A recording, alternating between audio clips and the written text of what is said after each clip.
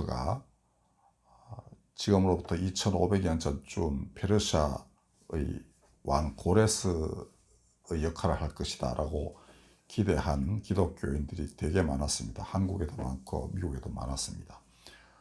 아마 특별히 이스라엘 편이라고 확신하기 때문인데, 고레스는 바로 이스라엘을 바벨론의 포로에서부터 고향으로 돌아가게 한 위대한 왕이었습니다. 그러니까 아무런 조건 없이 고향으로 가서 예배드리고 나라를 다시 재건해라 라는 것이었죠. 자, 그런데 자꾸 의구심이 많이 듭니다. 지금 러시아 우크라이나 평화협상을 주도하고 있는 트럼프는 우크라이나 히토리오 지분 50%를 요구하고 있습니다. 개전 후에 러시아가 점령하고 있는 우크라이나 동부 돈바스 일대가 그 히토리오의 산지예요.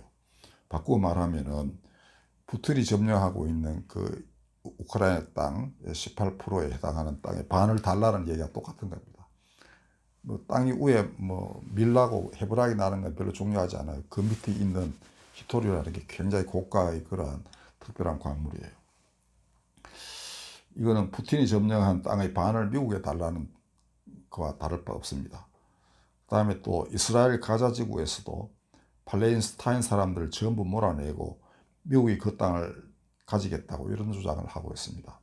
아마 뭐 이스라엘의 안전과 그 어떤 그 지위를 확보하기 위해서 이렇게 한다고 생각이 되는데, 팔레스타인 땅 사람들은 그게 뭐 정체병역과 같은 그러한 그 사건입니다. 예수님은 시편에 따라서 온유한 자가 땅을 차지하는 것이 하나님의 뜻이라고 하셨습니다. 오늘 분명히 말씀하셨죠. 이게 예수님 이전에 1000년 전쯤 시편에 37편 11편에 기록이 되어 있습니다. 온유한 자가 땅을 차지한다. 이 하나님의 변함없는 뜻입니다. 그러나 역사는 그 반대로 갔죠. 압제자, 폭압자, 힘센 자가 땅을 차지하는 게 인류 역사였습니다. 그러나 예수님은 그렇지 않다고 말씀하셨습니다. 그리고 이 나라가 바로 하나님 나라라고 선포하셨습니다. 근데 푸틴은 물론이고 현재의 트럼프도 전혀 온유하지 않은 것 같습니다. 그 땅을 차지할 수 있을까 의문도 드는데요.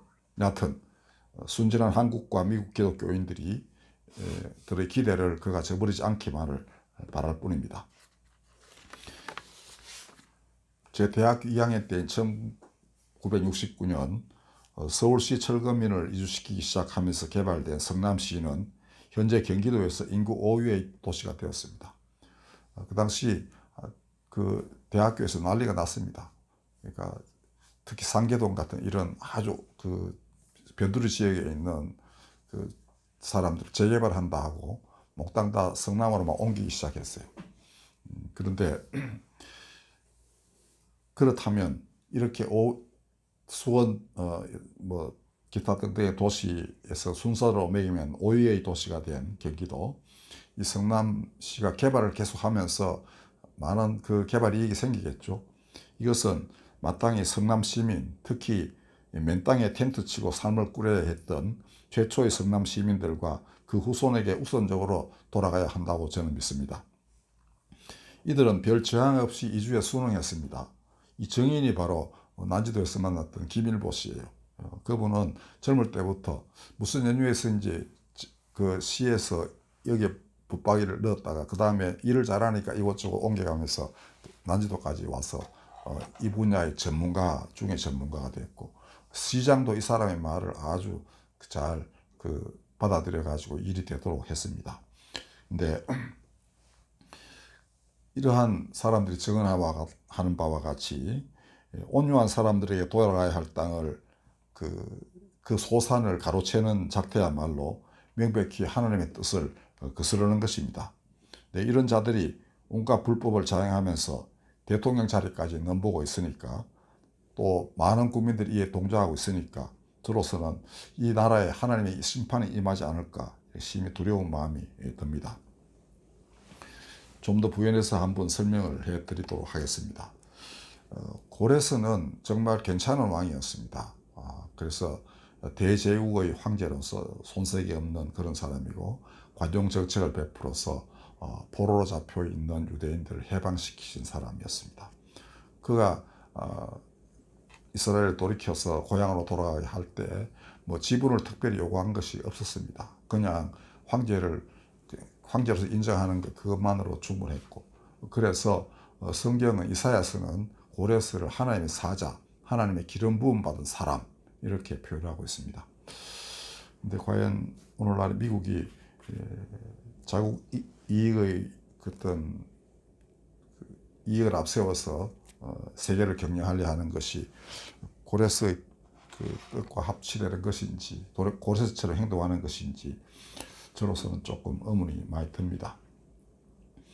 그 다음 이 팔레스타인 쪽은 결국은 공존할 수밖에 없는 거예요. 왜냐하면은 사실은 뭐 혈통상으로는 알 수가 없는 노릇입니다만은 적어도 그 이스라엘 족속하고 그 팔레스타인 사람들하고는 거의 사촌지간이라고 보면 맞습니다.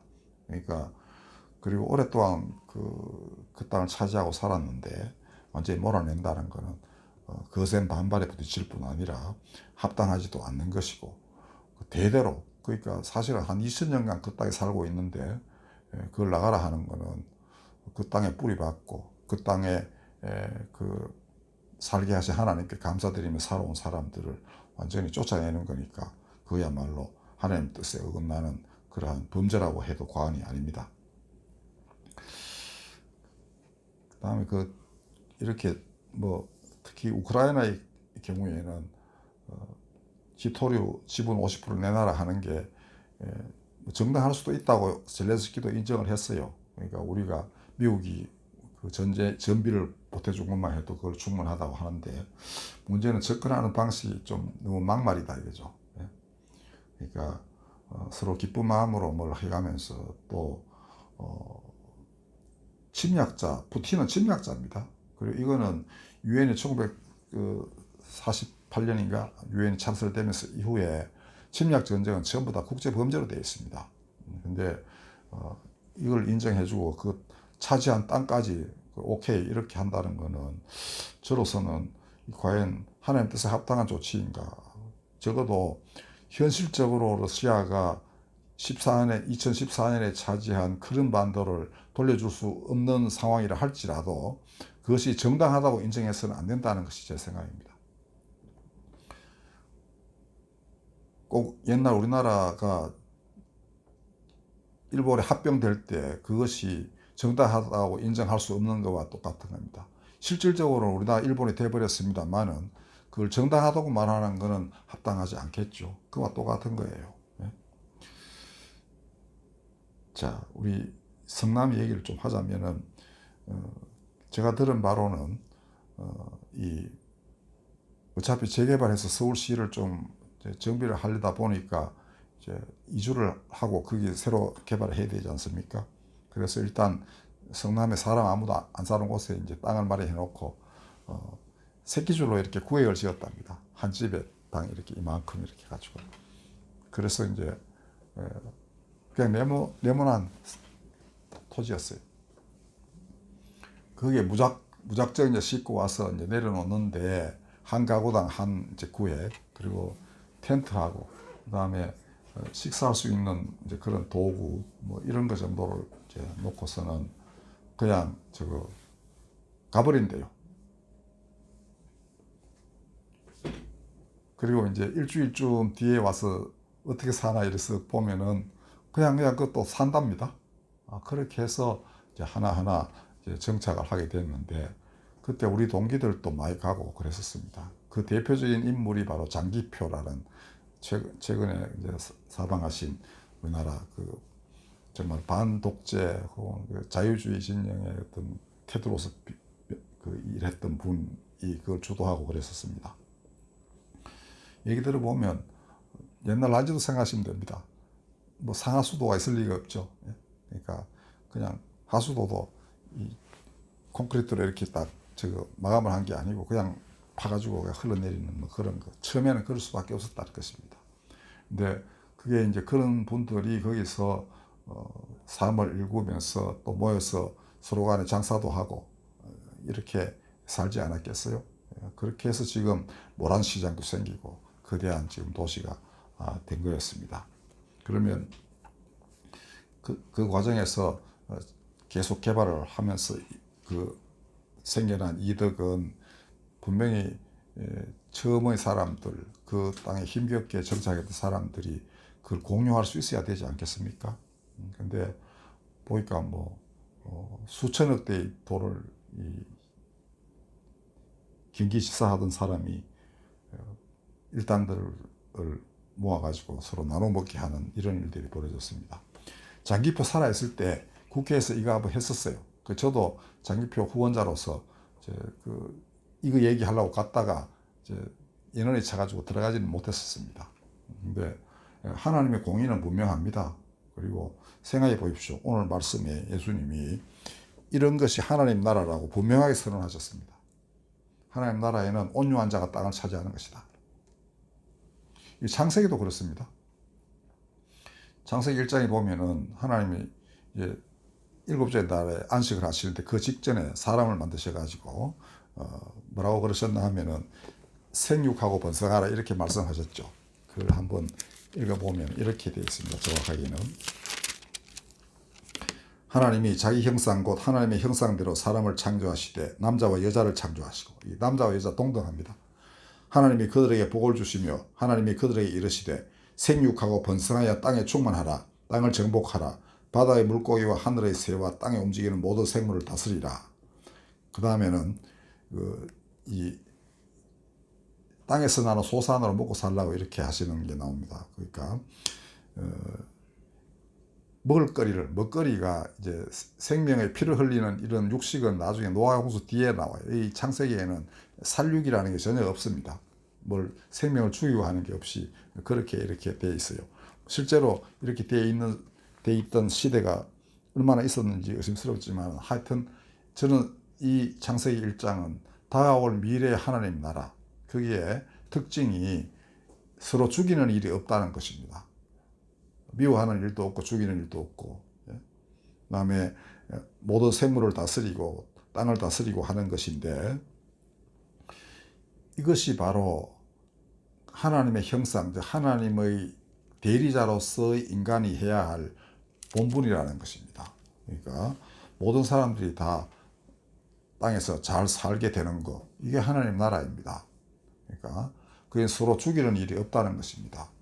그래서 이사야서에도 보면은 그날에는 어린아이가 독사구에 손을 넣어도 죽지 않는 이런 일들이 있다는 겁니다. 사자와 어린 양이 같이 누워도 서로 해됨이 없는 그런 나라입니다. 그래서 성경은 항상 하나님 나라라는 걸로 일관되게 증언을 하고 있는데, 믿음의 조상 아브라함에게 뭐라고 그러셨나 하면은 너로 인하여 모든 족속이 복을 받으리라고 했습니다. 그러니까 결국 아브라함에게서 지금의 아랍 족속도 나오고 다 한 거 아닙니까?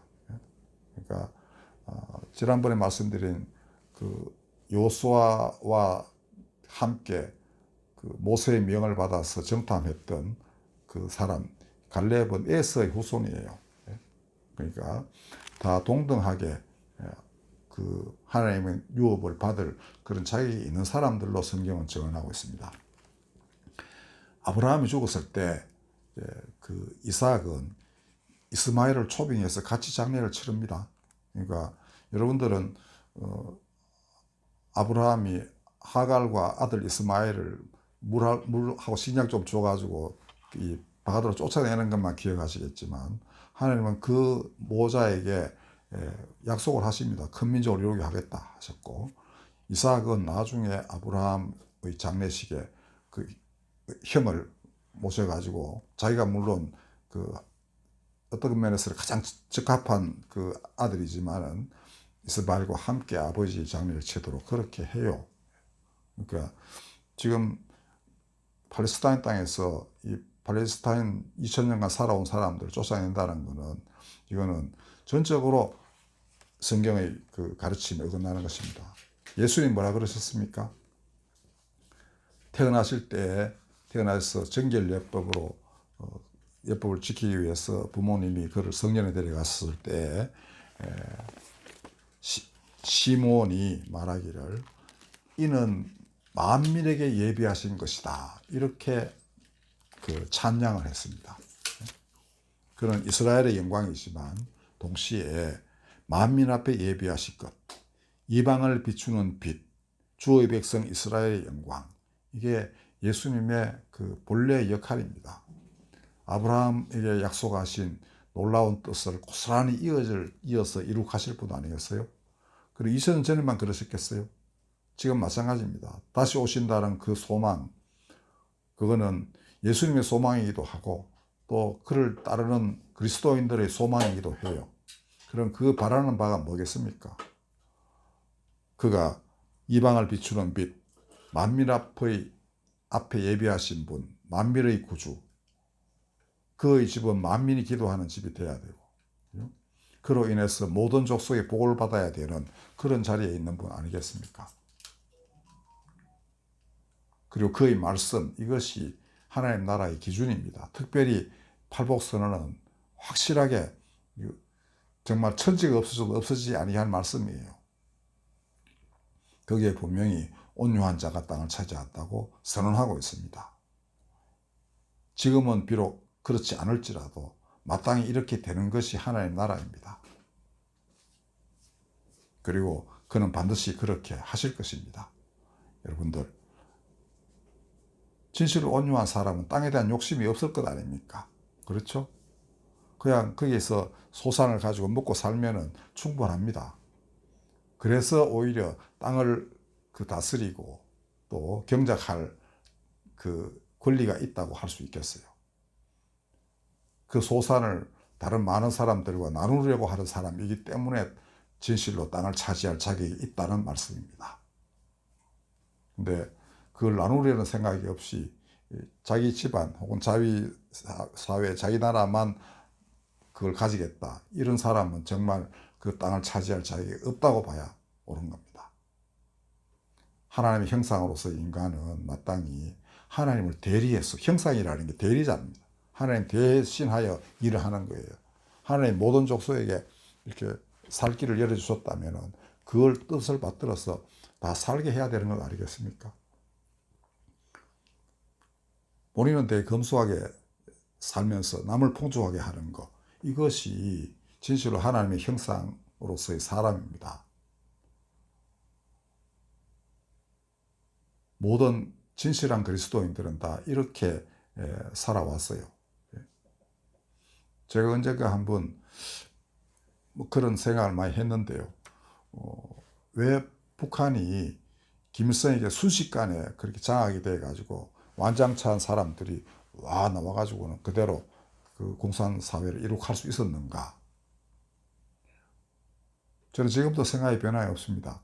당시 교회 내 사람들 혹은 선각자 중에는 노비를 해방시킨 사람이 있어요. 최초의 사람은 윤치호입니다. 1800년대 말이에요.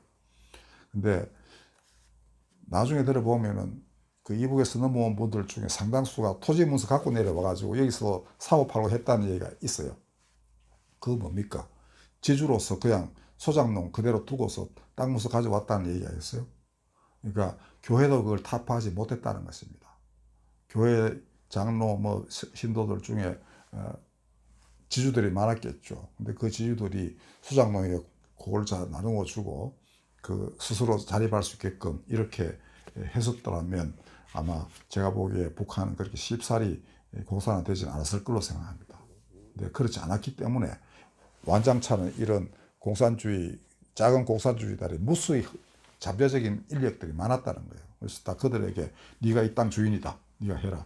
물론 그 땅 주인 될 수 없었죠, 결과적으로. 왜냐하면 전 국가 소유로 되어 있으니까 개인이 가질 수는 없습니다. 그렇지만 너희가 이 세상 주인이니까 이거 다 쫓아내라 하면 얼마든지 그렇게 하는 것입니다. 근데 교회는 그걸 잘 해내지 못했고, 일본이 그걸 해줄 수 있는 것도 아니죠. 일본이 그걸 뭐하라고 하겠습니까? 일본은 이쪽에서 분리시켜서 이렇게 하면 통치하기 쉬운데요. 제가 알기로 일본은 그 토지 조사 사업 통해 가지고 지주들의 권리를 다 인정해 줬습니다.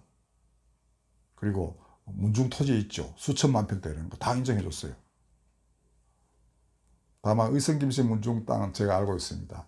독립운동 자금을 그어서 해가지고 보내니까 그거는 인정 안 하고 그 한 건이 딱 큰 덩치로는 안 한 게 그거 하나였습니다. 제가 우리 학교 일 하면서 그 어떻게 총장님이 그 맡기셔가지고 제가 조사해 보니까 그렇게 됐어요. 나머지는 지주들 땅을 다 인정했기 때문에 지주들은 불만이 없는 거예요. 그 중에 몇몇 사람은 틀어서 독립운동하고 이렇게 하셨지만은 상당수의, 의회 보면 대다수의 지주들은 꿈쩍도 안 하고 있었습니다. 그러니까 이게 정말 사람이 깨어가지고 나라를 새롭게 하는 데는 긴 시간이 필요하고 정말 어떻게 보면 가능하겠나 싶은 생각이 들 정도로 그렇기도 해요. 대구 지역에서 옛날에 얼마 안 됐습니다. 한 20년 그 지방의 모든 그 역사를 조사하는 그런 프로젝트가 있었는데요. 그때 참여한 사람 얘기 들어보면은 그 유학자들 독립운동 좀처럼 하려 하지 않았답니다.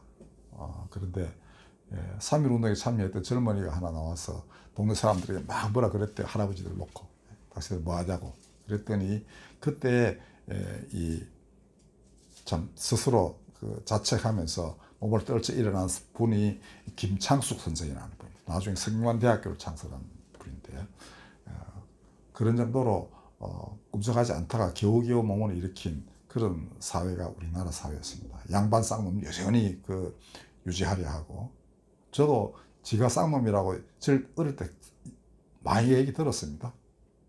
그러니까 이런 거 빨리 탈피하지 못한 거, 이것도 우리나라가 상당한 어려움을 겪은 특히 분단대에서 저쪽에 지금까지도 남쪽에 공산주의자들이 되게 많은 것도 아마 그런 이유가 아닌가 싶습니다. 여하튼 하나님의 뜻은 분명하다는 것, 그리고 진실로 온유한 사람이 땅을 차지하는 것은 그 사람의 이익만을 위한 것이 아니라 온유한 자는 땅을 가지고 많은 사람들과 나누려 하는 사람이기 때문에 마땅히 땅을 차지할 권리가 있고 또 그래야 한다는 것입니다. 만약에 그가 처음에는 온유했다가 땅 차지하고 난 뒤에는 그냥 욕심꾸러기가 되고 나면 어떻겠어요? 그 땅을 빼앗길 것입니다. 하나님은 종국적인 심판자이십니다.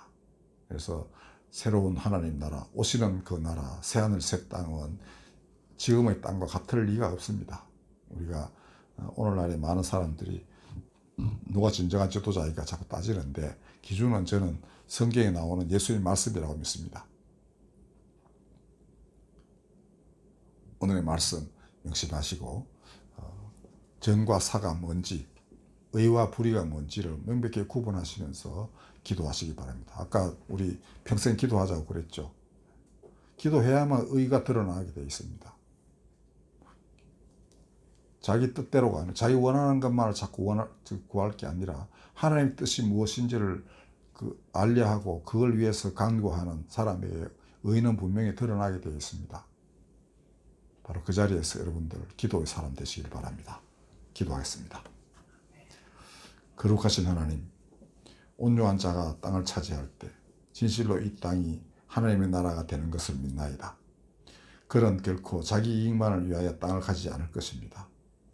그런 민족은 진실로 만민을 위하여 그 땅을 개방하고 그 땅을 만민이 유용할 수 있게끔 그렇게 활용할 것입니다. 거룩하신 하나님, 지금의 모든 어려운 난제들, 불법 체류자, 뭐 때문에 거리로 가겠습니까? 거기에는 꿈이 성사될 수 있는 그 무언가가 있다고 믿기 때문이 아니겠습니까? 거룩하신 하나님, 이 지구, 우주에서 보면 정말 티끌과 같은 이 지구에 수많은 사람들이 서로 아웅다웅 싸우고 있으니 하나님, 이제는 주님의 말씀 안에서 진실로 평화를 이룩하도록 역사하시고 인도하여 주시옵소서. 예수님의 이름으로 기도하였습니다. 아멘.